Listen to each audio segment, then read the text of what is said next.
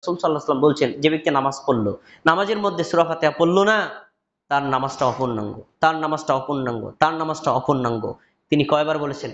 3 বার। এই হাদিসটা কি ইমাম সাহেব জানেন না? জানেন, আলহামদুলিল্লাহ, আপনারা জানেন, আপনারা শুনছেন।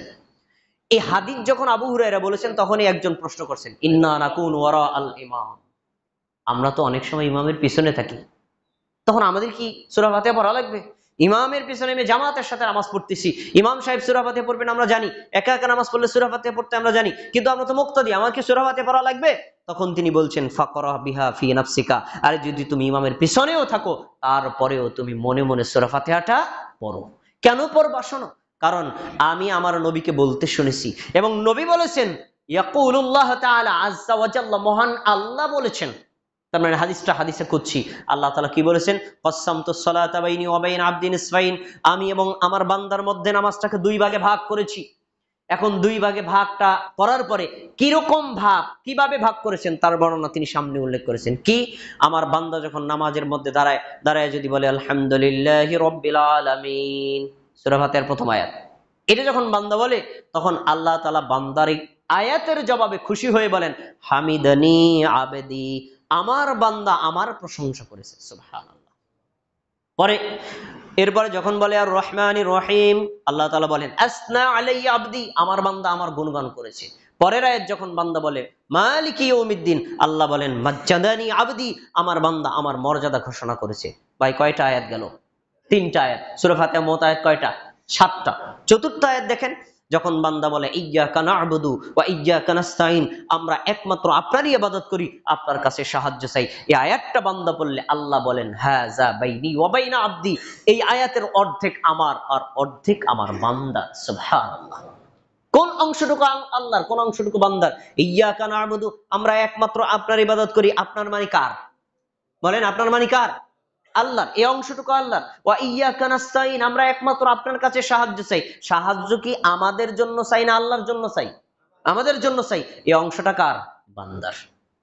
তাহলে 3.5টা আয়াত আল্লাহ সম্পর্কে গেল। এবার পরের আয়াতগুলো যখন বান্দা বলে ইহদিনাস সিরাতাল মুস্তাকিম, আল্লাহ আপনি আমাকে সরল সঠিক রাস্তা দেখান, সিরাতাল লাযিনা আন'আমতা আলাইহিম, আপনি ওই রাস্তা দেখাবেন যেই রাস্তায় চলার কারণে লোকদেরকে নেয়ামত দান করেছেন। তারা কারা ছিলেন? নবীগণ ছিলেন, সিদ্দিকগণ ছিলেন, শহীদগণ ছিলেন, এবং যারা নেককার ছিলেন তাদের, ও তাদের রাস্তায় আমাদেরকে চালান। গায়রিল মাগদুবি আলাইহিম ওয়ালাদ-দাল্লিন, যারা পথভ্রষ্ট ইহুদি তাদের পথে আমাদেরকে চালাবেন না, আর যারা খ্রিস্টান তাদের পথে আমাদের চালাবেন না। এই দলিন বলে যখন বান্দা থামে, তখন আল্লাহর বক্তব্যটা শোনেন। এই যে আমার চাচা দাদা সবাই শোনেন, কি বলছেন? হাযা লি আবদি ওয়া লি আবদি মা সাআলা, এই অংশগুলো আমার বান্দার, আমার বান্দা তার অংশে যা চাইছে আমি আল্লাহ তাকে তাই দিয়ে দিলাম। সুবহানাল্লাহ। এই হাদিসটার উপর যদি আলোচনা করি না, তাহলে আজকের খুতবা শেষ হয়ে যাবে। আমি পুরো বিষয়টা বলবো না, এখানে একটা বিষয় খুব গুরুত্বপূর্ণ, সে হলো আল্লাহ যখন বান্দা যখন আল্লাহর সামনে পড়লো ইহদিনাস সিরাতাল মুস্তাকিম, আল্লাহ আপনি আমাকে সরল সঠিক রাস্তা দেন, এই সরল সঠিক রাস্তা যখন চাইলো, তখন আল্লাহ শেষে কি বললেন? বান্দা যা চাইছে আমি বান্দাকে তাই দিলাম। এখন আপনাদের কাছে প্রশ্ন, আমরা কি নামাজে দাঁড়ায় সূরা ফাতিহা পড়ি নাকি পড়ি না? সবাই পড়ি না? আচ্ছা, আপনারা যারা আহলুল হাদিস, আপনারা ইমাম হলেও পড়েন, একাকী হলেও পড়েন, মুক্তাদি হলে পড়েন। যারা হানাফি, তারা ইমাম হলে পড়ে না, কিন্তু একাকী হলে পড়ে না কি পড়ে না? পড়ে না? ইমাম হলে পড়ে না কি পড়ে না? আচ্ছা, তাহলে তারাও সূরা ফাতিহা পড়ে, আমরাও পড়ে। এবার আপনাদের কাছে একটা প্রশ্ন, আল্লাহ যে বললেন বান্দা সূরা ফাতিহা পড়লো, সিরাতাল মুস্তাকিম চাইলো, আমি আল্লাহ দিলাম, কিন্তু সবাই কি সিরাতাল মুস্তাকিম পায়? বলেন তো ভাই, সবাই কি পায়? সবাইকে হেদায়েত পায় না? কেন পায় না? আল্লাহ যে বললেন দিলাম, কিন্তু বান্দা পাইলো না, তাহলে আল্লাহ কি ভুল বলেছেন? কখনোই না। আল্লাহ ভুল বলেননি, আল্লাহ ঠিকই বলেছেন। আল্লাহ বান্দাকে হেদায়েত দেয়, কিন্তু বান্দা পায় না, সব বান্দা পায় না। কোন বান্দা পায় তার বর্ণনা যদি আপনাকে নিতে হয়, আপনাকে ফিরে যেতে হবে কোরআনে, আপনাকে ফিরে যেতে হবে সহিহ হাদিসে। কোরআনের দিকে যান, হাদিসের দিকে যান। কোরআনের আয়াতগুলো যদি আপনি অর্থসহ পড়েন, হাদিসগুলো যদি অর্থসহ পড়েন, আপনার কাছে স্পষ্ট হবে অনেকগুলো কারণ আল্লাহ দিয়ে দিয়েছেন, শর্ত দিয়েছেন। বান্দা হেদায়েত পেতে চাও, এই কাজগুলো করা যাবে না, হেদায়েত পেতে চাও, এই কাজগুলো করা যাবে না, হেদায়েত পেতে চাও, এই কাজগুলো করা যাবে না। ওই কাজগুলো যদি বান্দা করে, তাহলে আল্লাহ তাকে হেদায়েত দেন না। এবার বলেন, আমরা কি হেদায়েত চাই নাকি চাই না? আমরা কি সিরাতাল মুস্তাকিম চাই নাকি চাই না? আমরা ইসলামের সঠিক রাস্তা চাই নাকি চাই না? আমরা জান্নাতে যেতে চাই নাকি চাই না? যদি চাই তাহলে আপনার এই কোরআনের বর্ণনাগুলো মাথায় রাখতে হবে। আমি কোরআনুল কারীম পড়েছি, পড়ার পরে অনেকগুলো কারণ আমার কাছে স্পষ্ট হয়েছে। একজন বান্দা হেদায়েত থেকে বঞ্চিত হয়, হেদায়েত পায় না, গোমরা হয়ে যায় যে কারণগুলোতে, তার ভিতরে আমি 6টা মৌলিক কারণ পেয়েছি। এই 6টি মৌলিক কারণ যদি আপনার মধ্যে থাকে আপনি হেদায়েত পাবেন না, আমার মধ্যে থাকে আমিও হেদায়েত পাবো না। এমনকি পৃথিবীর যে কোনো মানুষের মধ্যে যদি 6টা বৈশিষ্ট্য থাকে, সে হেদায়েতের কাছাকাছি আসলেও হেদায়েত পাবে না। 6টা কারণ আমাদের জানা দরকার, আছে না নাই ভাই? আসেন, এই যে আকীদা মানহাজের কথা বলছেন, এই 6টা কারণের মধ্যে আকীদা মানহাজে খুব গুরুত্বপূর্ণ। আসেন আপনাদেরকে আমি এক নজরে বলছি, এক নজরে মনে রাখবেন, শেষে বিস্তারিত বর্ণনা বলবো ইনশাআল্লাহ। 1, কেউ যদি প্রবৃত্তির অনুসরণ করে হেদায়েত পায় না। 2, কেউ যদি নেতা এবং বড় হুজুর, বড় আলেম, বড় মুফতি তাদের অন্ধ অনুসরণ করে তাহলে সে হেদায়েত পায় না। 3, কেউ যদি পীর বুজুর্গদের অন্ধ অনুসরণ করে তাহলে সে হেদায়েত পায় না। 4, কেউ যদি অধিকাংশ লোকের অনুসরণ করে তাহলে সে হেদায়েত পায় না। 5, কেউ যদি বাপ দাদার অন্ধ অনুসরণ করে তাহলে সে হেদায়েত পায় না। 6, কেউ যদি তাগুতের অনুসরণ করে তাহলে সে হেদায়েত পায় না। কয়টা কারণ বললাম? একটু মনে রাখেন, আপনার জন্য কাজে লাগবে। আমি তো প্রতিদিন এখানে খুতবা দিতে আসবো না, মনে রাখেন, কাজে লাগবে আপনার জীবনে। 1 নম্বর হলো কি, প্রবৃত্তির অনুসরণ করতে পারবেন না। এখন প্রবৃত্তিটা কি? প্রবৃত্তি মানে আমার মনে যা চায় আমি তাই করলাম। হ্যাঁ হ্যাঁ হ্যাঁ, দিচ্ছি দিচ্ছি। আমার মনে যা চায় আমি তাই করলাম, মনে যা চায় মানে এইটা কি কোরআনে আছে না নাই, হাদিসে আছে না নাই, ইসলামকে অনুমোদন করে না না করে, এগুলোর কোনো বিবেচনা নাই। আমার যেটা ভালো লাগে ওইটা করলাম, ভালো লাগে না করলাম না। এটা হলো প্রবৃত্তির অনুসরণ করা। কেউ যদি প্রবৃত্তির অনুসরণ করে এই ব্যক্তিকে আল্লাহ কখনো হেদায়েত দিবেন না। এবার দলিল নেন, সূরা সদ 26 নম্বর আয়াত খোলেন। আল্লাহ কি বলছেন? ওয়ালা তাত্তাবিউল হাওয়া ফায়ুদিল্লাকা আন সাবিলিল্লাহ। কখনো প্রবৃত্তির অনুসরণ করবা না, যদি করো তাহলে তোমাকে প্রবৃত্তির অনুসরণ হেদায়েত থেকে বিচ্যুত করে দিবে, আল্লাহর রাস্তা থেকে সরিয়ে দিবে। ইন্নাল্লাযীনা ইয়াদিল্লুনা আন সাবিলিল্লাহ, নিশ্চয়ই যারা আল্লাহর রাস্তা থেকে সরে যায় তাদের জন্য রয়েছে কঠিন শাস্তির ব্যবস্থা। এই আয়াত প্রমাণিত হয়, কেউ যদি প্রবৃত্তির অনুসরণ করে প্রবৃত্তি তাকে হেদায়েত দেয় না, হেদায়েত থেকে সরিয়ে দেয়, সরিয়ে দেয়। পরের আয়াত দেখেন, সূরা কসাস 50 নম্বর আয়াত। আল্লাহ বলছেন কি? ওমান আদাল্লু মিম্মান ইত্তাবা হাওয়াহু হুদাম মিন গায়রি হুদাম মিনাল্লাহ। ওর চাইতে পথভ্রষ্ট কে হতে পারে? যে লোকটা আল্লাহর পক্ষ থেকে হেদায়েত আসার পরেও, আল্লাহর পক্ষ থেকে হেদায়েত কি? কোরআনের আয়াত আসছে, হেদায়েত কি? হাদিস আসছে, কোরআনের আয়াতও পাইলো, হাদিসও পাইলো, তারপরে কয় কোরআনের আয়াত তো ঠিক আছে, হাদিস তো ঠিক আছে, ভালো লাগে না তাই করবো না। যারা আল্লাহর পক্ষ থেকে হেদায়েত আসার পরেও গ্রহণ করে না, আল্লাহ বলছেন তার চাইতে পথভ্রষ্ট আর কে হতে পারে? তার মানে লোকটা গোমরা হয়ে যাবে। এরপরে আরেকটা আয়াত দেখেন, সূরা জাসিয়া 23 নম্বর আয়াত। আল্লাহ বলছেন কি? আরো কঠিন কথা, তুমি কি ওই লোকটাকে দেখেছো? আরাআইতা মান ইত্তাখাযা ইলাহাহু হাওয়া। ওই লোকটাকে দেখেছো যেই লোকটা তার প্রবৃত্তিকে রব বানিয়ে নিয়েছে, আল্লাহ বানিয়ে নিয়েছে। প্রবৃত্তিকে আল্লাহ বানানো মানে কি? আল্লাহ কোরআনে বলেছে একরকম, সে কোরআনের কথা না মাইন্না মন মতো আমল করে, তাহলে আল্লাহর চাইতে সে মনটাকে বেশি অগ্রাধিকার দিল, তাহলে আল্লাহ বানানো হয়ে গেল। এই কাজটা যারা করে, আল্লাহ বলছেন ওয়া আদাল্লাহুল্লাহু আলা ইলমিন, আল্লাহ তার জ্ঞানের উপর মোহর মেরে দেন। ওয়া খাতামা আলা সামিহি ওয়া কলবিহি, আল্লাহ তার চোখের উপর মোহর মেরে দেন, অন্তরের উপর মোহর মেরে দেন। ওয়া জাআলা আলা বাসারিহি গিশাওয়াতান, এবং তার চোখের উপর পর্দা ফেলে দেন, আর তার দৃষ্টি শক্তি এবং শ্রবণ শক্তির উপর মোহর মেরে দেন। আল্লাহ বলছেন ফামাই ইয়াহদিল্লাহু মিন বাদিহি, আল্লাহ তাকে গোমরাহ করলেন, এরপরে তাকে হেদায়েত দিবে কেডা? আল্লাহ যদি কাউকে গোমরা করেন, হেদায়েত কেউ দিতে পারে? পারে না। তাহলে এই আয়াতে প্রমাণিত হয় একজন মুমিনের গুণ কখনো প্রবৃত্তির অনুসরণ করবে না, একজন মুসলিমের গুণ কখনো প্রবৃত্তির অনুসরণ করবে না। মুসলিম কি করবে? নিজের মন মতো আমল না করে আল্লাহ কোরআনে যেভাবে বলেছেন ওইভাবে আমল করবে, নবী সাল্লাল্লাহু আলাইহি ওয়াসাল্লাম হাদিসে যেভাবে বলেছেন ওইভাবে করবে, তার থেকে এক চুল বাড়াবেও না, এক চুল কমাবেও না। এটা হলো মুমিনের কাজ। 1 নম্বর গেল। 2 নম্বর, নেতা এবং আকাবিরদের অন্ধ অনুসরণ করা। আমরা বাংলাদেশ গণতান্ত্রিক দেশ, এখানে বিভিন্ন সংগঠন আছে, করতে পারেন আপনি, আপনি আপনার সংগঠন, একটা দিনী সংগঠন করেন, রাজনৈতিক সংগঠন আপনার পছন্দ হয় করেন, কিন্তু আমরা সংগঠন করতে গিয়ে সংগঠনের নেতার অন্ধ অনুসারী হয়ে পড়ি। নেতা যদি কোরআনের বিরুদ্ধে বলে তারপর মানি। যদি এরকম অন্ধ অনুসরণ করেন আপনি হেদায়েত পাবেন না।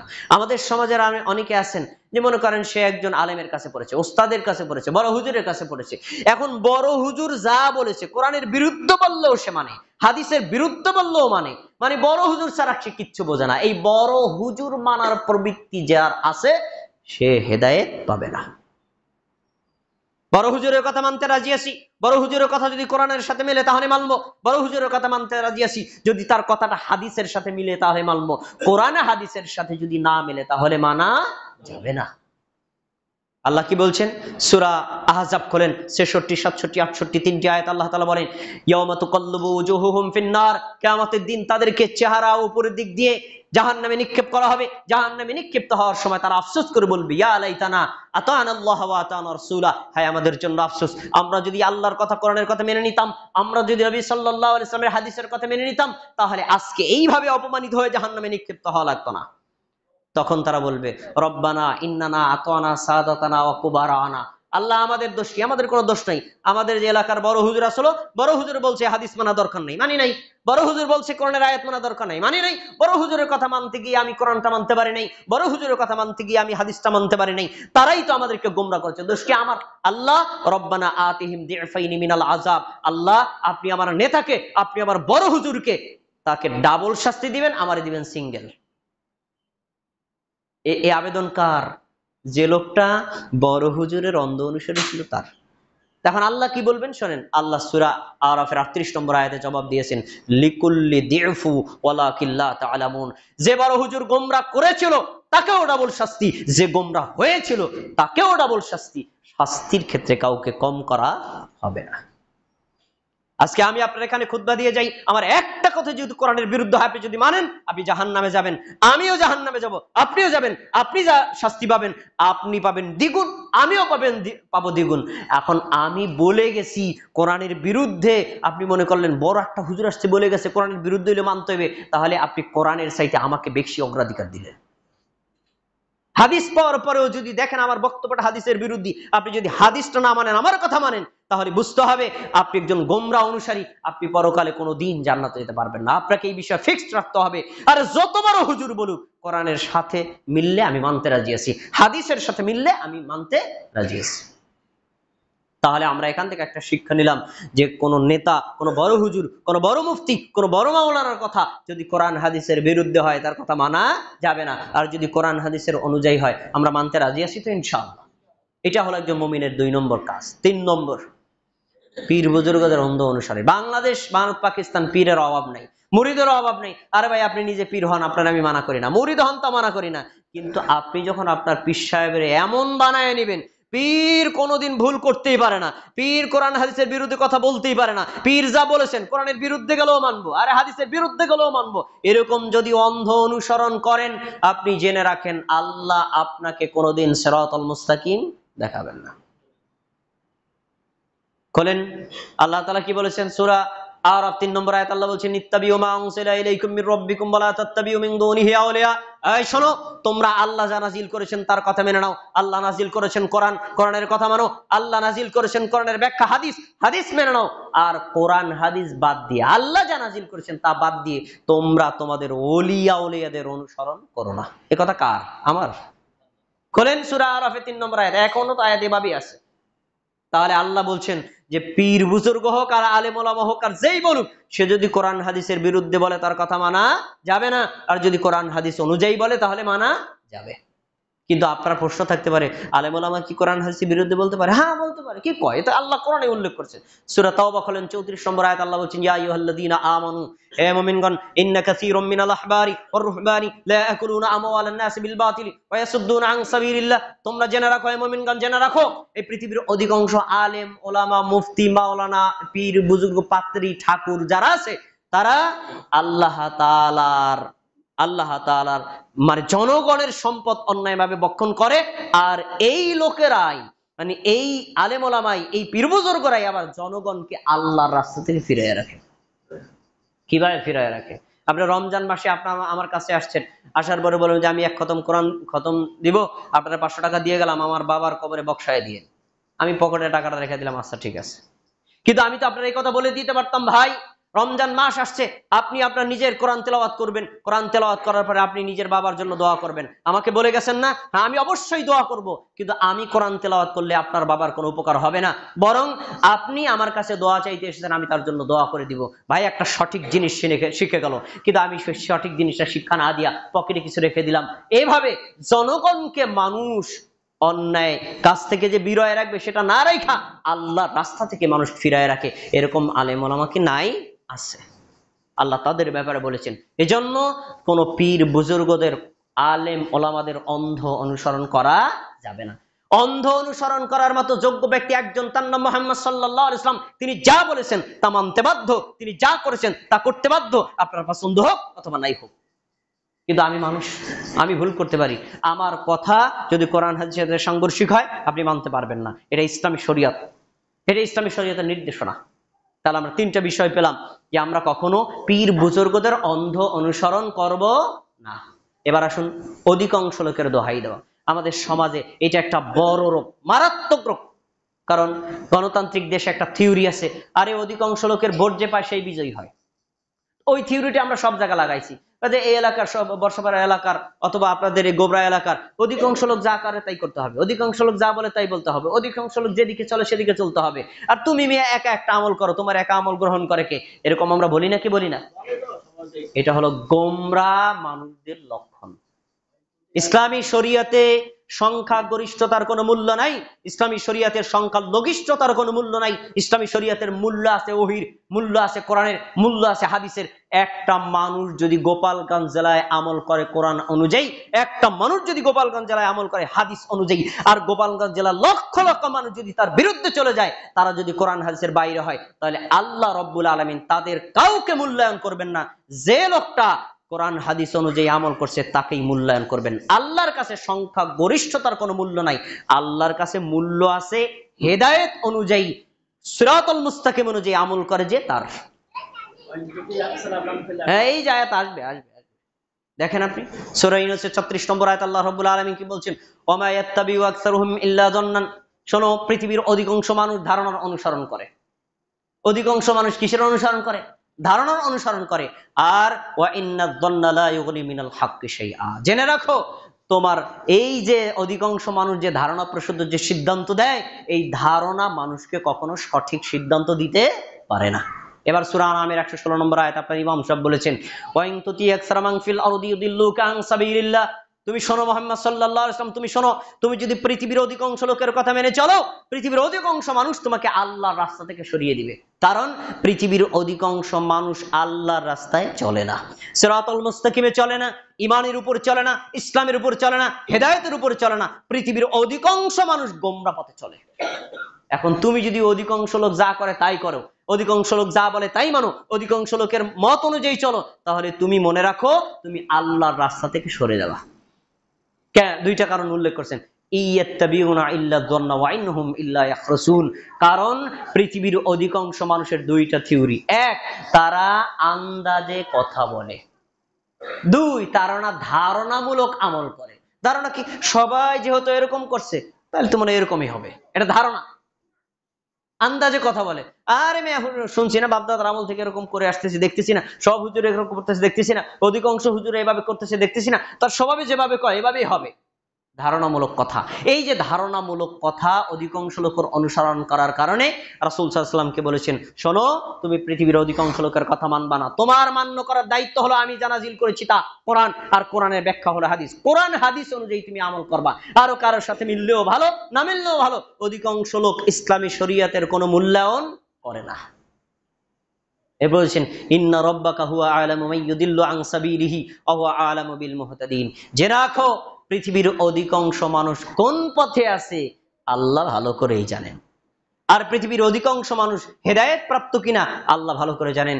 পৃথিবীর অধিকাংশ মানুষ গোমরা পথে থাকে, কম সংখ্যক মানুষ হেদায়েতের পথে থাকে। এজন্যই আল্লাহ বলেছেন অধিকাংশ লোকের কথা মান্য করা যাবে না। একটা দৃষ্টান্ত নেন, মুসলিম জাতির একজন অন্যতম অনুসরণীয় নবী ইব্রাহিম আলাইহিস সালাতু ওয়াস সালাম। সূরা নাহলের 120 নম্বর আয়াতটা খুলে দেখেন, আল্লাহ কি বলছেন? ইন্না ইব্রাহিমা কানা উম্মাতান কানিতান লিল্লাহি হানিফা। ইব্রাহিম আলাইহিস সালাম যখন নবুয়ত পেলেন, তখন তিনি আল্লাহর দেওয়া হেদায়েত অনুযায়ী আমল করা শুরু করলেন। তিনি ছিলেন তাওহীদপন্থী মুসলিম, আর সারা পৃথিবীর মানুষ ছিল মুশরিক। তিনি সবাই মুশরিক, আর তিনি একা তাওহীদবাদী। আল্লাহ তাআলা সকল মানুষকে মূল্যায়ন করেন নাই, এক ইব্রাহিমকে মূল্যায়ন করে বলছেন ইন্না ইব্রাহিমা কানা উম্মাতান লিল্লাহি কানিতান লিল্লাহি হানিফা। জেনে রাখো, ইব্রাহিম আলাইহিস সালাম একাই আল্লাহর জন্য একনিষ্ঠ একটা জাতি ছিলেন। আপনাদের কাছে প্রশ্ন ভাই, জাতি বলতে কি একজন বুঝায় না অনেক লোক বুঝায়? অনেক লোক বুঝায় না? আল্লাহ এখানে একজন মানুষকে জাতি বলেছেন, একজন মানুষকে জাতি বলেছেন। আর ইব্রাহিম আলাইহিস সালাম বাকি পৃথিবীর সব মানুষ মুশরিক, আল্লাহ তাদের কোনো মূল্যায়নই করে নাই। তাহলে আল্লাহর কাছে সংখ্যা গরিষ্ঠতার কোনো মূল্য আছে? নাই। এজন্য আপনি যদি হকের উপর থাকেন, সুন্নাহর উপর থাকেন, তাওহীদের উপর থাকেন, ইসলামের উপর থাকেন, ঈমানের উপর থাকেন, আরে আপনি যদি একাই থাকেন, আপনি একা নিজেই একটা জাতি। এজন্য হক থেকে কখনো বিচ্যুত হওয়া যাবে না। আরেকটা দলিল আপনাদের সবার মুখস্থ আছে, শুনছেন আপনারা একাধিকবার। সুনান তিরমিজি 2641 নম্বর হাদিস, রাসূলুল্লাহ সাল্লাল্লাহু আলাইহি ওয়াসাল্লামের সাহাবী আব্দুল্লাহ ইবনে আমর রাদিয়াল্লাহু তাআলা আনহু বলেন, নবী সাল্লাল্লাহু আলাইহি ওয়াসাল্লাম বলেছেন, ইহুদি জাতি তারা তাদের ধর্ম নিয়ে 71 দলে বিভক্ত হয়েছিল, খ্রিস্টান জাতি তারা তাদের ধর্ম নিয়ে 72 দলে বিভক্ত হয়েছিল, অচিরেই আমার উম্মত 73 দলে বিভক্ত হবে। শুনেছেন হাদিস? শুনেছেন? আচ্ছা, এমন কি বলছেন? কুল্লুহুম ফিন্নার। এই 73 দলের মধ্যে সব দল যাবে জাহান্নামে, ইল্লা মিল্লাতান ওয়াহিদান, একটা দল ব্যতীত। তাহলে জান্নাতি দল কয়টা সবাই বলেন? জাহান্নামী দল কয়টা? 72টা। তাহলে এখন জাহান্নামীদের সংখ্যা বেশি না জান্নাতীদের সংখ্যা বেশি? আজকে আপনি এখান থেকে সিদ্ধান্ত নেবেন, আজকে এই জুমার খুতবা থেকে সিদ্ধান্ত নেবেন। আপনি না বলেন না সবাই যা করে তাই করবেন, সবাই যা বলে তাই বলবেন, সবাই যা যেভাবে করে তাই করবেন, তাই বলেন না? দেখেন, সংখ্যাগরিষ্ঠ লোক জাহান্নামী, 73 জন লোকের মধ্যে 72 জন লোক জাহান্নামী, একজন লোক জান্নাতি। তাহলে জান্নাতীদের সংখ্যা কম না বেশি? কম। হেদায়েত প্রাপ্ত লোকের সংখ্যা কম থাকে, ঈমান ইসলামের উপর আনা লোক কম থাকে। বুখারীর আরেকটা হাদিস দেখেন, রাসূলুল্লাহ সাল্লাল্লাহু আলাইহি ওয়াসাল্লাম বলেছেন, শোনো, 1000-এর মধ্যে 999 জন লোক যাবে জাহান্নামে। 1000-এর মধ্যে কয়জন যাবে জাহান্নামে? 999 জন। তাহলে এই 999 জন বাদ দিলে থাকে কয়জন? একজন কোথায় যাবে? তা জান্নাতীর সংখ্যা বেশি না জাহান্নামীর সংখ্যা বেশি? তো আপনি যদি বলেন সবাই যা করে তাই করবেন, সবাই যা চলে তাই চলবেন, অধিকাংশ লোক যা করে তাই করবেন, অধিকাংশ লোকের দিকে আপনি আমল করবেন, তাহলে ধরে নেবেন আপনি জাহান্নামীদের তালিকায় আছেন। কখনো এ কথা বলা যাবে না। মুমিন মুসলমান কখনো সংখ্যাগরিষ্ঠতার দলিল দিবে না, সবাই যা করে তাই করবো। কেন? আরে সবাই যা করে তা করবো, কোরআনে যা আছে তাই করবো, হাদিসে যা আছে তাই করবো, কেউ করলেও করবো না করলেও করবো। এটা মুমিনের কাজ, এইটাই হলো মুমিনের কাজ। যদি আপনি এই সিদ্ধান্তে আসতে না পারেন, যে আপনি অধিকাংশ লোকের থেকে বেরিয়ে আসতে না পারেন, আপনি কিন্তু হেদায়েত পাবেন না। এবার আপনার আমি বাস্তব উদাহরণ দিই। আপনারা যে দোহাই দেন অধিকাংশ লোক যা করে তাই করবেন, অধিকাংশ লোক যা বলে তাই বলবেন, কিন্তু বাস্তব জীবনে আমরা অধিকাংশ লোক যা করে তাই কি করি? না, করি না। দেখেন, পৃথিবীতে বর্তমানে লোক সংখ্যা 700 কোটির চাইতে বেশি। আমি 700 কোটি ধরলাম, এই 700 কোটির মধ্যে 200 কোটি মুসলমান, আর 500 কোটি কি? অমুসলমান। এখন আপনি যদি বলেন সবাই যা করে তাই করবেন, তাহলে সবাই যা করে থাকবেন কি 500 কোটি লোক মুসলমান, তাহলে আপনার ইসলাম ধর্ম ত্যাগ করে অমুসলিম হয়ে যেতে হবে আপনার থিওরি অনুযায়ী। আপনি যদি বলেন অধিকাংশ লোক যা করে তাই করবেন, তাহলে তো আপনার ইসলাম ধর্ম ত্যাগ করতে হবে। এবার আরো যান, এই সমাজের মানুষগুলোর মধ্যে আপনি যদি দেখেন 100 জন লোক তাকে দাঁড় করে জিজ্ঞেস করবে, আপনি মুসলমান? হ্যাঁ। আপনি কি আজকে 5 ওয়াক্ত নামাজ পড়ছেন? হ্যাঁ বলবে শতকরা 100 জনের মধ্যে সর্বোচ্চ 20 জন, বাংলাদেশের কথা বলছি, আর 80 জন বলবে না। এখন আপনি যদি বলেন অধিকাংশ লোক যা করে তাই করবে, তাহলে আজকে আপনি বেনামাজি হয়ে যাবেন, আজকে নামাজ ছেড়ে দেওয়া লাগবে। কারণ 80 জন লোক নামাজ পড়ে না, আর 20 জন লোক নামাজ পড়ে। আপনি যদি বলেন অধিকাংশ লোক যা করে তাই করবেন, তাহলে নামাজ ছেড়ে দেওয়া লাগবে। তাহলে কি আমরা নামাজ ছেড়ে দিব? না। এবার আরো আসেন, ওই যে 20 জন লোক নামাজ পড়ে, এইরকম 100 জন লোককে একত্র করে তাদের নামাজকে পরীক্ষা করেন, দেখি তো কোরআন সুন্নাহ অনুযায়ী হয় কিনা। তার জীবনটাকে পরীক্ষা করেন, দেখি তো তার কোরআন সুন্নাহ যে সে জীবনযাপন করে কিনা। 100 জনের মধ্যে 99 জন লোককে দেখা যাবে সুন্নাহ অনুযায়ী আমল করে না। এখন আপনি কি করবেন? এখন আপনি মনে করবেন 99 লোক যেহেতু সুন্নাহ অনুযায়ী আমল করে না, তা আমারও সুন্নাহ অনুযায়ী আমল করা লাগবে না, একই থিওরি না। তখন আপনার কি করতে হবে? আর 100 জনের মধ্যে একজন যদি সুন্নাহ অনুযায়ী হয় সেই জন্য আমি থাকবো, আর যদি সুন্নাহর বিরোধী হয় আমি তার মধ্যে থাকবো না। এজন্য একজন মুমিনের থিওরি, একজন মুসলিমের থিওরি থাকবে, অধিকাংশ লোক যা বলে তা বলবে না, অধিকাংশ লোক যা করে তা করবে না, কোরআন হাদিসে যা আছে তাই করবে। আমরা করতে রাজি আছি এটা ইনশাআল্লাহ। এবার একটা রোগের কথা বলবো, ভয়ঙ্কর রোগ। এই রোগের মধ্যে আমিও আছে, আমার বাপ দাদাও আছে, এই রোগের মধ্যে আপনি আছেন, আপনার বাপ দাদাও আছে, আপনার এলাকার লোকজন আছে। সেটা কি? বাপ দাদার অন্ধ অনুসরণ করা। ভাই, এই যে আমি আপনাদের সামনে খুতবা দিচ্ছি, আমি যে বাংলা ভাষায় কথা বলছি, বলেন তো আমি বাংলা ভাষা কি আমার মায়ের থেকে শিখি নাই? আমার বাবার থেকে শিখি নাই?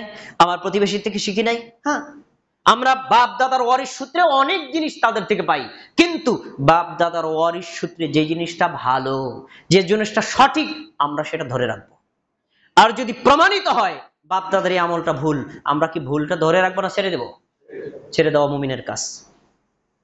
আর ওই বাপ দাদার ভুলটাকে আঁকড়িয়ে রাখা কাফের মুশরিকদের কাজ। বড় দুঃখের বিষয়, বর্তমান সমাজের অনেক মুমিন মুসলিমদের মধ্যে এই রোগ আছে, তারা বাপ দাদার পূজা ছাড়তে পারে না। দেখেন কয়েকটা দলিল আপনাকে শোনাই। সূরা বাকারা 170 নম্বর আয়াত খুলে দেখেন, আল্লাহ কি বলছে? ওয়াইদা কিলা লাহুম ইত্তাবিউ মা আনজালাল্লাহ, যখনই তাদেরকে বলা হতো আল্লাহ যা নাজিল করেছেন তোমরা তার অনুসরণ করো। কাফের মুশরিক, মক্কার কাফের মুশরিকদেরকে যখন বলা হতো এই শোনো আল্লাহ কোরআনের আয়াত নাজিল করেছেন, সে অনুযায়ী আমল করো, যখন এই কথা বলা হতো ক্বালু বাল নাত্তাবিউ মা আলফাইনা আলাইহি আবানা, তারা বলতো আল্লাহ যা নাজিল করেছেন আমরা তা মানব না, বরং আমাদের বাপ দাদা পূর্বপুরুষ 14 গোষ্ঠীরে যা করতে দেখছি তাই করব। তাহলে বাপ দাদার অন্ধ অনুসরণ করা কি মুমিনের কাজ না কাফের মুশরিকদের কাজ? এবার আল্লাহ তাদের প্রশ্ন করছেন আমাদের নবীর মাধ্যমে, তুমি এদেরকে প্রশ্ন করো, যারা বলে বাপ দাদা যা করে তাই করবে তাদেরকে প্রশ্ন করো। প্রশ্ন কি?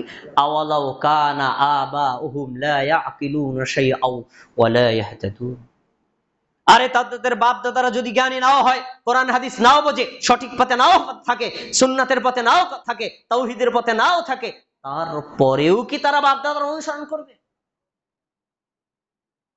তারা বাপ দাদারা যদি জ্ঞানী না হয়, দ্বীন ইসলাম না বোঝে, ঈমান ইসলাম না বোঝে, এর পরেও কি তারা তাদের বাপ দাদার অন্ধ অনুসরণ করবে? উত্তর হবে কি? আরে বাপ দাদা যদি জ্ঞানী না হয়, কোরআন সুন্নাহ না বোঝে, তাওহীদের উপর না থাকে, সুন্নাহর উপর না থাকে, তাহলে ওই বাপ দাদার অনুসরণ করা যাবে না। ওয়ালা ইয়াহতাদুন, তারা যদি হেদায়েতের পথে না থাকে তাহলে তাদের অনুসরণ করা যাবে না। পরে আরেকটা আয়াত দেখেন, সূরা লোকমান 21 নম্বর আয়াত।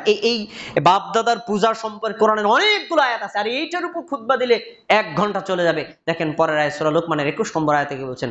ওয়াইদা কিলা লাহুম ইত্তাবিউ মা আনজালাল্লাহ, যখন তাদেরকে বলা হতো আল্লাহ যা নাজিল করেছেন তোমরা তার অনুসরণ করো, আল্লাহ নাজিল করেছেন কোরআন, কোরআনের অনুসরণ করো, এবং ওই কোরআনের ব্যাখ্যা দিয়েছেন আমাদের নবী হাদিস দিয়ে, হাদিসের অনুসরণ করো, এ কথা যখন তাদেরকে বলা হতো তখন তারা বলতো বাল বাল নাত্তাবিউ মা ওয়াজাদানা আলাইহি আবানা, না কোরআন হাদিস আমরা মানতে রাজি না, আমাদের বাপ দাদাদেরকে দেখছি বাবা ঘরের মধ্যে 360টা মূর্তি পূজা করছে, ওই মূর্তির পূজা করব, তাই করব, যা তাদেরকে যা করতে দেখছি তাই করব, ভুল করলে করব, সঠিক করলে করব।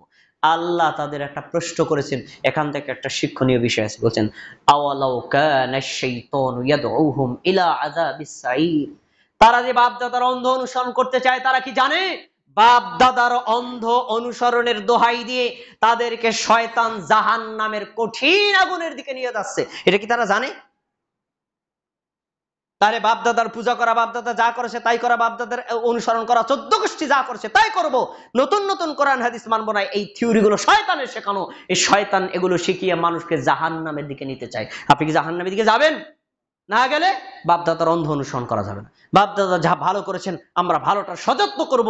বাপদাদা যদি ভুল করেন এই ভুলের জন্য আমরা তাদের কাছে আল্লাহর কাছে তাওবা করবো, আল্লাহ আমার বাবা এই ভুলটা বুঝতো না, যদি বুঝতো তাহলে করতো না, আল্লাহ তুমি আমার বাবাকে ক্ষমা করে দাও, কিন্তু আমি কি এই ভুলটা করবো না, ছেড়ে দেব, ছেড়ে দেব। এবার একটা চলন্ত উদাহরণ আপনাকে দিচ্ছি, সহিহ মুসলিমের হাদিস। রাসূলুল্লাহ সাল্লাল্লাহু আলাইহি ওয়াসাল্লামের আপন চাচার নাম আবু তালিব। রাসূল সাল্লাল্লাহু আলাইহি ওয়াসাল্লাম যখন জন্মের আগেই তার বাবা মারা গেছেন, তার দাদা প্রতিপালন করতেন আব্দুল মুত্তালিব। আব্দুল মুত্তালিব মৃত্যুবরণ করার সময় তার ছেলে আবু তালিবকে বলে গেছেন, এই মোহাম্মদ তোমার হাতে দিয়ে গেলাম, তুমি দেখাশোনা করবা।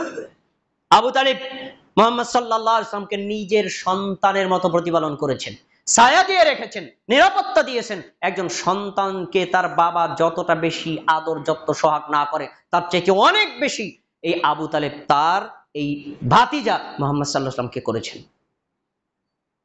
যখন আবু তালেব অসুস্থ হলেন, হাদিস আপনাদের জানা, অসুস্থ হলেন, মৃত্যুবরণ করবেন ভাব, তখন আমাদের নবী এর সংবাদ শুনে আবু তালেবের নিকটে আসছেন তার ঘরে দেখার জন্য। এসে দেখছেন আবু তালেবের পাশে আছে আবু জাহাল। বলেন আবু জাহাল কি কাফের না মুমিন? কাফের। আব্দুল্লাহ ইবনে আবি উমাইয়া কাফের। আরো একাধিক কাফের ওখানে বসা আছে, কাফের লিডাররা ওখানে বসা। এখন আমাদের নবী যে বলছেন, ইয়া আম্মি কুল লা ইলাহা ইল্লাল্লাহ, হে আমার চাচা আপনি বলেন লা ইলাহা ইল্লাল্লাহ। একটু কথা বলে রাখি, সেটা হলো পৃথিবীর সব মানুষের জন্য কালেমা শাহাদাত পড়ে মুমিন মুসলমান হওয়া ফরজ, কিন্তু আল্লাহ এবং আল্লাহর নবী শুধু একটা মানুষকে ছাড় দিয়েছেন, ওনাকে লা ইলাহা ইল্লাল্লাহ মুহাম্মাদুর রাসূলুল্লাহ আশহাদু আল্লা ইলাহা ইল্লাল্লাহ আশহাদু আন্না মুহাম্মাদুর রাসূলুল্লাহ পুরোটা বলেন নাই। আর আপনারা আশহাদু আন্না মুহাম্মাদুর রাসূলুল্লাহ বলা লাগবে না, আপনি শুধু এটুকু বলেন লা ইলাহা ইল্লাল্লাহ, এটাই কালেমা তয়্যিবা। আপনি শুধু বলেন লা ইলাহা ইল্লাল্লাহ মুহাম্মাদুর রাসূলুল্লাহ বলার দরকার নেই, কারণ আমি তো আপনার ভাতিজাই। আর লা ইলাহা ইল্লাল্লাহ বলেন, আশহাদু লাকা বিহা ইনদাল্লাহি ইয়াউমাল কিয়ামাহ। আপনি যদি এখন মৃত্যু মুখে কালেমা তয়্যিবা লা ইলাহা ইল্লাল্লাহ বলেন, আমি নবী মুহাম্মদ সাল্লাল্লাহু আলাইহি ওয়াসাল্লাম কিয়ামতের দিন আল্লাহর কাছে বলবো, আল্লাহ আমার চাচা লা ইলাহা ইল্লাল্লাহ বলেছেন, তুমি তাকে ক্ষমা করে দাও। তো এই অফার পাইলে যে কোনো মানুষ খুশি না বেজার? খুশি। আবু তালেবের মনটা একটু গলে গেছে, আচ্ছা ঠিক আছে লা ইলাহা ইল্লাল্লাহ বলি, হয়তো এখন দুনিয়া থেকে চলেই যাব, লা ইলাহা ইল্লাল্লাহ বলে আর কি হবে, বলার একটা মুড তৈরি হয়েছে। দেখি আপনাদের মনে আছে কিনা, বলেন তো আবু তালেবের পাশে আর কে কে বসা? আবু জাহাল বসা, আব্দুল্লাহ ইবনে আবু উমাইয়া বসা, বড় বড় কাফের লিডাররা বসা। যখন তারা দেখছে আবু তালেব এই যে লা ইলাহা ইল্লাল্লাহ বলে মুমিন মুসলমান হবে ভাব, তখন আবু জাহেলের বক্তব্য শুনলেন। ফাকালা আবু জাহলিন ইয়া আবা তালিব আতারগাবু আন মিল্লাতি আব্দুল মুত্তালিব, এ আবু তালেব তুমি কি তোমার বাপ দাদা ধর্ম ছেড়ে দেবা? এবার বলেন আবু জাহেলের দলিল কি ছিল? কোরআনের আয়াত, হাদিস কি ছিল? এই যে আমার ভাই বুঝে গেছেন, আবু জাহেলের দলিল ছিল বাপ দাদা যা করছে তাই করবো, তুমি বাপ দাদার ধর্ম ছেড়ে দিবা? তাহলে বাপ দাদার দোহাই দেওয়া কাফের মুশরিকদের কাজ, বাপ দাদার দোহাই দেওয়া আবু জাহেলের কাজ, বাপ দাদার দোহাই দেওয়া আব্দুল্লাহ ইবনে আবু উমাইয়ার কাজ। আর মুমিন মুসলমানের কাজ হলো বাপ দাদা যা করেছে তা করবো না, কোরআন হাদিসে যা আছে তাই করবো। যদি আপনি এই সিদ্ধান্ত নিতে না পারেন যে বাপ দাদা যা করেছে তা করব না, বরং আল্লাহ কোরআনে যা বলেছেন তাই মানবো, নবী মুহাম্মদ সাল্লাল্লাহু আলাইহি ওয়াসাল্লাম হাদিসে যা বলেছেন তাই মানবো, এই সিদ্ধান্ত যদি নিতে না পারেন আপনি হেদায়েত পাবেন না। যেমনটি হেদায়েত পায় নাই আবু জাহেল, যেমনটি পায় নাই আবু তালেব। তাহলে আমরা বলেন তো এখন কি সব সময় বাপ দাদার দোহাই দিব? সব মানুষকে বলবেন বাপ দাদা কোনো দলিল না, দলিল কোরআন হাদিস। যেটা কোরআন হাদিসের সাথে আমার বাপ দাদার আমল মিলে যাবে আমরা সেটা করব, আর যেটা মিলবে না আমরা সেটা করব না। যদি আমরা এই থিওরিতে আগাতে পারি, হেদায়েত দেওয়ার মালিক কে? আল্লাহ তাআলা।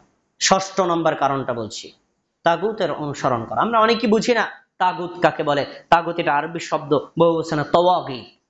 তাগুত অর্থ হলো সীমা লঙ্ঘনকারী, আল্লাহ বিদ্রোহী, আল্লাহ বিরোধী। তাগুতের আরেকটা অর্থ হলো শয়তান। তাগুত মানে হলো আল্লাহ রাব্বুল আলামিন কোরআন মাজিদে যা বলেছেন তা মানা আমার জন্য দায়িত্ব। আমি যদি কোরআন মাজিদের কথা না মেনে আমি যদি অন্য কোনো ব্যক্তি বস্তু অথবা অন্য কোনো থিওরির কথা মানি, তাহলে আমি আল্লাহর কোরআনকে অগ্রাধিকার না দিয়ে তাকে দিয়ে দিলাম। তার মানে আল্লাহর চাইতে তাকে অগ্রাধিকার দিয়ে তার ইবাদত করছি। আল্লাহর কথা মানা এটা হলো আল্লাহর ইবাদত, কোরআনের কথা মানা হলো আল্লাহর ইবাদত, রাসূলের হাদিস অনুযায়ী আমল করা এটা হলো আল্লাহর নবী সাল্লাল্লাহু আলাইহি ওয়াসাল্লামের শিখানোর ইবাদত। আমি এইটা না করে যদি অন্যটা করি তাহলে আমি আল্লাহর জায়গায় আরেকটা আল্লাহ বানিয়ে নিলাম, ওটা হলো তাগুত। তাগুতের অনুসারী আমাদের সমাজের অনেকে আছে, অনেকে আছে।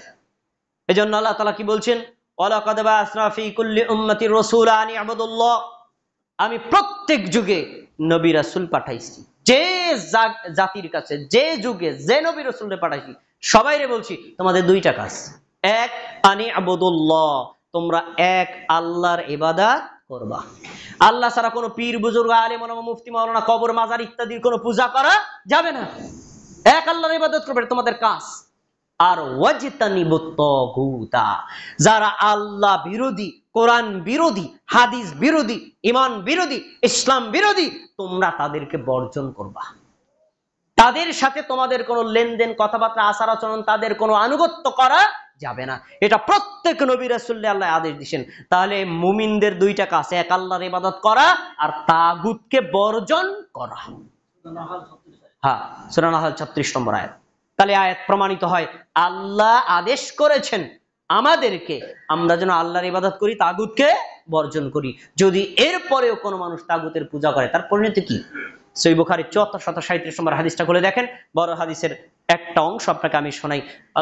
আবু হুরায়রা রাদিয়াল্লাহু তাআলা আনহু বলেন, রাসূলুল্লাহ সাল্লাল্লাহু আলাইহি ওয়াসাল্লাম বলেছেন, কিয়ামতের দিন আল্লাহ সুবহানাহু ওয়া তাআলাকে তোমরা ওই রকম ভাবে দেখতে পারবা যেভাবে তোমরা দুনিয়াতে এই সূর্য এবং দুনিয়াতে রাত্রিবেলায় চাঁদ তোমরা যেভাবে দেখতে পাও ঠিক ওইভাবে দেখতে পারবা। সুবহানাল্লাহ। তাহলে আল্লাহ তাআলাকে দেখা যাবে, এটা একটু প্রমাণিত হাদিস। আল্লাহকে কিয়ামতের দিন দেখা যাবে। যদি আল্লাহকে দেখা যায় তাহলে আল্লাহ নিরাকার নন, অবশ্যই আল্লাহর আকার আছে। আল্লাহর আকার কার মতো? আল্লাহর আকার আল্লাহর মতোই। আল্লাহর আকারের সাথে পৃথিবীর কোন সৃষ্টিকে তুলনা করা যাবে না। হ্যাঁ, আল্লাহ লাইসা কামিসলিহি শাই, তার সাথে কোনো তুলনা নাই। ওয়ালাম ইয়াকুল লাহু কুফুয়ান আহাদ, তার কোনো সমতুল্য কেউ নাই।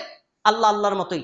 আল্লাহর অবশ্যই আকার আছে, কিন্তু এই যে চক্ষু আল্লাহ আপনাকে দিয়েছেন পৃথিবীতে, এই চক্ষু দ্বারা দেখার মতো কারো ক্ষমতা নাই। কোন দিন দেখবেন? জান্নাতে যেদিন যাবেন সেদিন আল্লাহকে দেখবেন। আলেম ওলামাদের মুখ থেকে শুনেছেন না, জান্নাতে গিয়ে মানুষ যত নিয়ামত পাবে তার ভিতরে শ্রেষ্ঠ নিয়ামত হলো আল্লাহর দর্শন। আল্লাহকে দেখার পরে জান্নাতের সব নিয়ামত ভুলে যাবে। এই নিয়ামতের সাথে সামনে অন্যান্য নিয়ামত কোনো নিয়ামতই। এবার দেখেন হাদিসের পরের অংশ কি? পরের অংশ হলো যে রাসূলুল্লাহ সাল্লাল্লাহু আলাইহি ওয়াসাল্লাম বলেন কিয়ামতের দিন আল্লাহ তাআলা ইয়াজতামিউন, আল্লাহ তাআলা কিয়ামতের দিন একত্র করবেন একেবারে আদম আলাইহিস সালাম থেকে শুরু করে কিয়ামত পর্যন্ত যত মানুষ সবাইকে, যত জিন সবাইকে, সব সৃষ্টিকে একত্রিত করবেন। একত্রিত করে মহান আল্লাহ সমস্ত সৃষ্টির সামনে একটা ভাষণ দিবেন। এই ভাষণ দিয়ে আল্লাহ নাস্তিক, কাফের, মুশরিক, বেঈমান সব আলাদা করে মুমিনদেরকে একদম এক জায়গা করে নেবেন। কিভাবে করবেন? আল্লাহ বলবেন, মান কানা ইয়াবুদু শাইআন ফালিয়াতবাহু, পৃথিবীতে যে যার পূজা করেছিল, যে যার ইবাদত করেছিল, আজকে সে তার অনুসরণ করো। ফায়াতবাউ মান কানা ইয়াবুদু শামসা শামসা, যারা সূর্য পূজা করেছিল তারা সূর্যের অনুসরণ করবে। ওয়ায়াতবাউ মান কানা ইয়াবুদুল কমারাল কমারা, যারা চন্দ্র পূজা করেছিল তারা চাঁদের অনুসরণ করবে। ওয়ায়াতবাউ মান কানা ইয়াবুদুল আওসান আল আওসান, যারা মূর্তি পূজা করেছিল তারা মূর্তির অনুসরণ করবে। ওয়ায়াতবাউ মান কানা সলিব সলিব, যারা ক্রুশের পূজা করেছিল, খ্রিস্টানরা ক্রুশের পূজা করে, যারা ক্রুশের পূজা করেছিল তারা ক্রুশের অনুসরণ করবে। সূর্য পূজারী আলাদা হয়ে গেল, চন্দ্র পূজারী আলাদা হয়ে গেল, তারপরে মূর্তি পূজারী আলাদা হয়ে গেল, তারপরে ক্রুশের পূজারী আলাদা হয়ে গেল। এরপরে থাকবে কারা? মুমিন আর মুনাফিক। এবার আল্লাহ ভাগ করবেন মুনাফিকদেরকে। এই যে বাছাই করছেন কারা খাঁটি মুমিন আর কারা মুনাফিক, তাদের আলাদা করছেন। ফায়াতিহিমুল্লাহু ফি সূরাতিন গায়রা সূরাতিহি, অতঃপর আল্লাহ রাব্বুল আলামিন, এর আগে একটা শব্দ রয়ে গেছে, ওয়ায়াতবাউ মান কানা ইয়াবুদুত তাওয়াগীত, তাওয়াগীত, যারা পৃথিবীতে তাগুতের পূজা করেছিল তারা তাগুতের অনুসরণ করবে। তাহলে তাগুত পূজারীও আলাদা হয়ে গেল। এই যে দেখেন, যারা চন্দ্র পূজারী জান্নাতি না জাহান্নামী? সূর্য পূজারী জান্নাতি না জাহান্নামী? যারা ক্রুশ পূজারী জান্নাতি না জাহান্নামী? যারা মূর্তি পূজারী জান্নাতি না জাহান্নামী? যারা তাগুত পূজারী জান্নাতি না জাহান্নামী? 5 দল জাহান্নামী আলাদা হয়ে গেল। কিয়ামতের দিন আল্লাহর বিচার কিন্তু আলাদা হয়ে গেল। এরপরে থাকবে কারা? মুমিন আর মুনাফিক। মুনাফিকরা তো বলে আমরা মুমিন, এখন কিভাবে ভাগ করবেন? আল্লাহ ভাগ করার একটা কৌশল বানিয়েছেন। ফায়াতিহিমুল্লাহু ফি সূরাতিন গায়রা সূরাতিন, অতঃপর আল্লাহ তার নিজের আকৃতির বাইরে একটা নকল রূপ ধারণ করে এসে বলবেন আনা রব্বুকুম, আমি তোদের রব। এই মুনাফিকরা সেদিন নকল আল্লাহকে আল্লাহ বলে মেনে নিবে। এই মুনাফিকরা কোথায় যাবে? জান্নাতে না জাহান্নামে? 6 দল ভাগ হয়ে গেল। ওই 6 দল যখন ভাগ করবেন তখন মুনাফিকদের বক্তব্য থাকবে হাত্তা ইয়াতিনা রব্বুনা, আমরা এই জায়গা থেকে এক চুল পরিমাণ সরব না যতক্ষণ পর্যন্ত আমাদের রব না আসবে, কারণ আমাদের রব আসলেই আমরা তাকে চিনে ফেলবো। সুবহানাল্লাহ, আসলে দেখলেই চিনে ফেলবো। আচ্ছা, এরপরে অতঃপর আল্লাহ রাব্বুল আলামিন তার নিজের আকৃতিতে খাঁটি মুমিনদের সামনে আসবেন, এসে বলবেন আনা রব্বুকুম, আমি তোমাদের রব। সেদিন সমস্ত মুমিন, সমস্ত মুসলিম আল্লাহর সামনে সিজদায় পড়ে যাবে। এরা হলো খাঁটি মুমিন, এরা হলো খাঁটি মুসলিম। আজকের এই দুনিয়াতে যারা বিশ্বাস করবে আল্লাহর আকার নাই, কিয়ামতের দিন তারা আল্লাহর আকার দেখে বিশ্বাস করতে পারবে না, এরা সেদিন মুনাফিকদের তালিকায় থাকবে। এজন্য আল্লাহ নিরাকার, এটা মুনাফিকদের বিশ্বাস। আল্লাহর আকার আছে, এটা মুমিন মুসলিমদের বিশ্বাস। কিন্তু আকারের কারোর সাথে তুলনা করা যাবে না। আমি হাদিসটি বলার মূল কারণ কি? ওই যে তাগুত পূজারী, তারা কোথায় গেছে? জাহান্নামে না জান্নাতে? জাহান্নামে। আমরা আজকের এই বক্তব্য থেকে জানতে পারলাম একজন মুমিনকে 6টি কাজ বর্জন করতে হবে, যদি করে তাহলে সে ঈমানদারদের তালিকায় থাকবে। 1 নম্বর, কখনোই প্রবৃত্তির অনুসরণ করা যাবে না।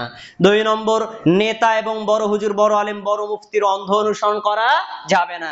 3 নম্বর, কোন পীর বুজুর্গদের অন্ধ অনুসরণ করা যাবে না। 4 নম্বর, অধিকাংশ লোকের অনুসরণ করা যাবে না। 5 নম্বর, বাপ দাদার অন্ধ অনুসরণ করা যাবে না। 6 নম্বর, তাগুতের অনুসরণ করা যাবে না। আজকে আমি শুধু বললাম যাবে না, যাবে না, তা যাবে কোনটা? এই তো আপনাদের প্রশ্ন, তাই না? এই 6টাই যদি না যায় তা যাবে কোনটা? যাবে কোনটা? কোরআনের অনেকগুলো আয়াত আছে, একটা আয়াত শুনে আমার বক্তব্য শেষ করছি। সূরা মুহাম্মদ 33 নম্বর আয়াত। আল্লাহ বলছেন ইয়া আইয়ুহাল্লাযীনা আমানু, হে মুমিনগণ, আতিউল্লাহ, তোমরা আল্লাহর কথা আনুগত্য করো, ওয়া আতিউর রাসূলা, রাসূলের আনুগত্য করো, ওয়ালা তুবতিলু আমালাকুম, তোমাদের আমলগুলো বাতিল করে দিও না। এখানে আল্লাহ 2টা কথা বলেছেন, আল্লাহর কথা মানতে আর রাসূলের কথা মানতে। আল্লাহর কথা মানবেন কিভাবে? কোরআনের কথা মানলে আল্লাহর কথা মানা হয়। রাসূলের কথা মানবেন কিভাবে? সহিহ হাদিস মানলে রাসূলের কথা মান্য করা হয়। একজন মুমিনের জন্য মানার মাত্র 2টা জিনিস, কোরআন আর সহিহ হাদিস। মনে থাকবে তো? কোরআন মানবো, হাদিস মানবো। এই কোরআন এবং হাদিস অনুযায়ী যদি আপনার ইমাম সাহেব বলে তাহলে ইমামের কথা মানবো, যদি কোরআন হাদিস অনুযায়ী না বলে উনি কেন, মক্কা মদিনার ইমামের কথাও মানবো। এটাই হলো হিদায়াতের রাস্তা। আমরা কি এভাবে মেনে হেদায়েত পাওয়ার প্রত্যাশা করতে পারি? ইনশাআল্লাহ। আল্লাহ আমাদের সবাইকে হেদায়েত প্রাপ্তদের অন্তর্ভুক্ত করুন, আমিন।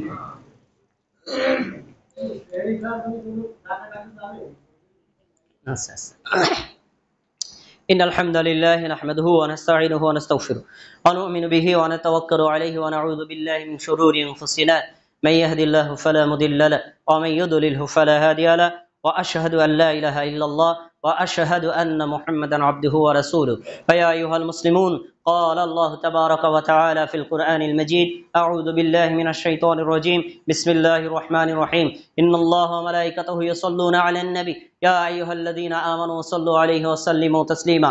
اللهم صل على محمد وعلى آل محمد كما صليت على إبراهيم وعلى آل إبراهيم إنك حميد مجيد. اللهم بارك على محمد وعلى آل محمد كما باركت على إبراهيم وعلى آل إبراهيم إنك حميد مجيد.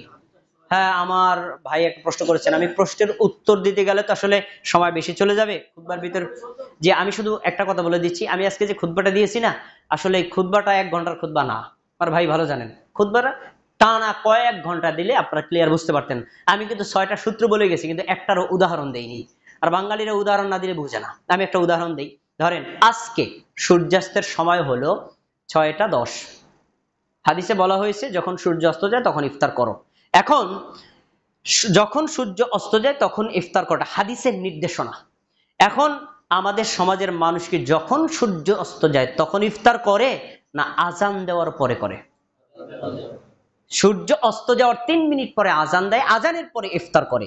এখন আমার নির্দেশনা হলো সূর্য অস্ত যাওয়ার পরে ইফতার করা।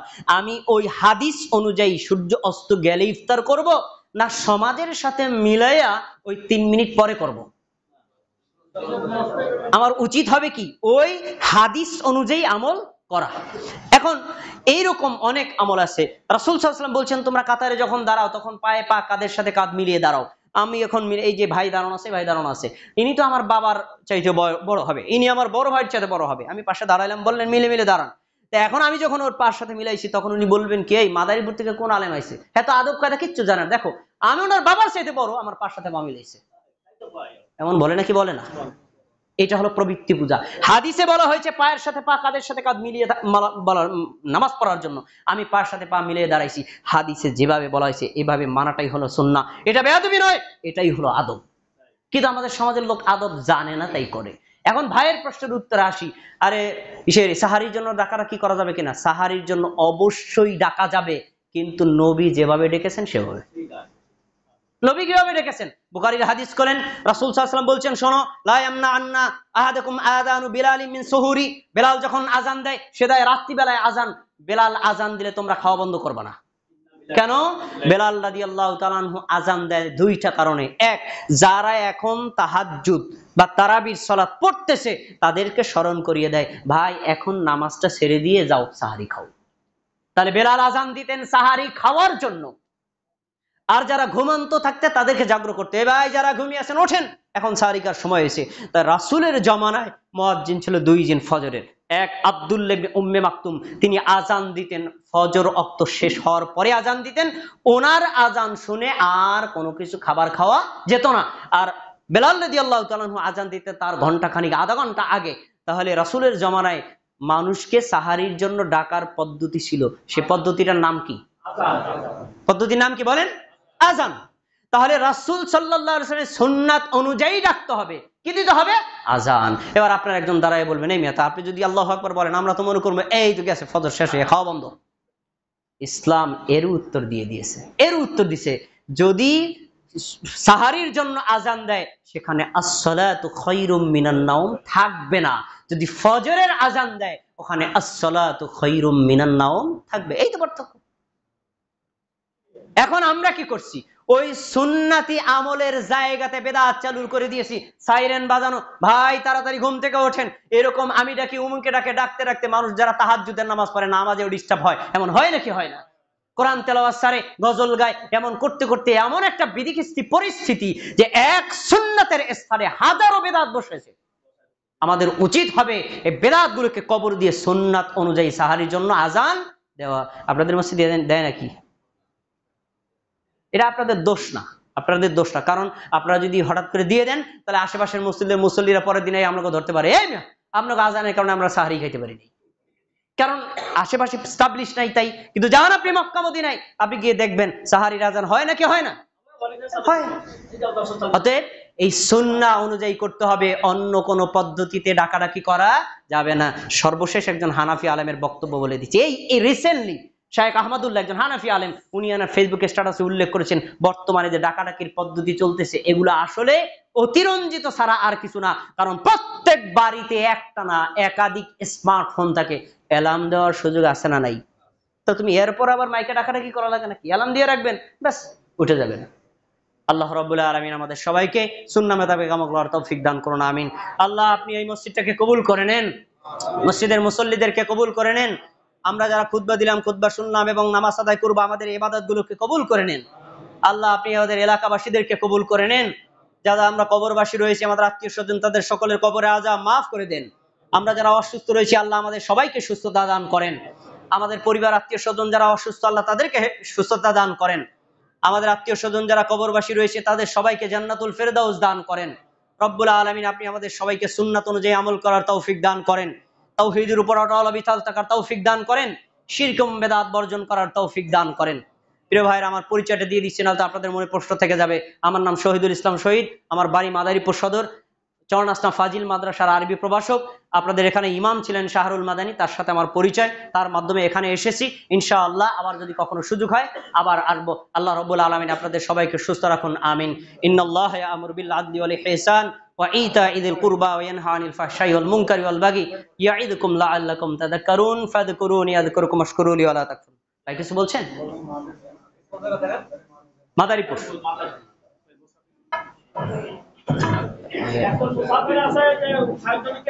হ্যাঁ, একজন ভাই আসছেন আপনাদের কাছে আর্থিক সহযোগিতার জন্য, আপনারা সাধ্যমতো সহযোগিতা করবেন ইনশাআল্লাহ। জি।